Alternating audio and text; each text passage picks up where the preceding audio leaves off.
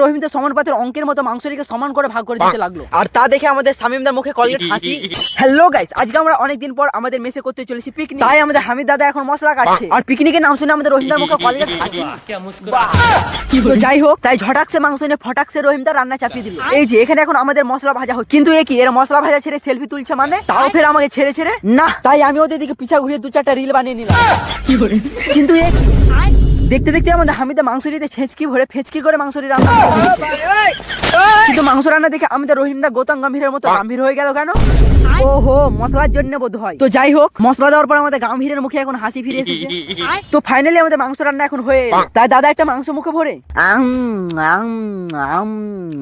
ও দাদা, তুমি খেয়ে যাও না, কিছু বলবা?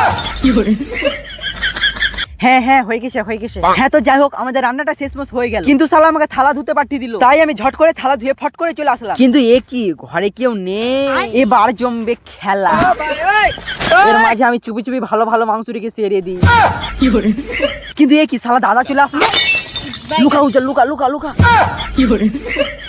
যাক বাবা, ভগবান তুমি পেয়ে রানে বাঁচালে, না হলে তো। তো যাই হোক, এবার আমাদের রহিমদের সমানুপাতের অঙ্কের মতো মাংসটিকে সমান করে ভাগ করে দিতে লাগলো। আর তা দেখে আমাদের শামিমদার মুখে কলগেট হাসি। হ্যাঁ, তো যাই হোক, আমরা এখন খাবার খাই। আর তোমাদের যদি আজকের ব্লগটা ভালো লেগে থাকে তো লাইক সাবস্ক্রাইব করে দাও।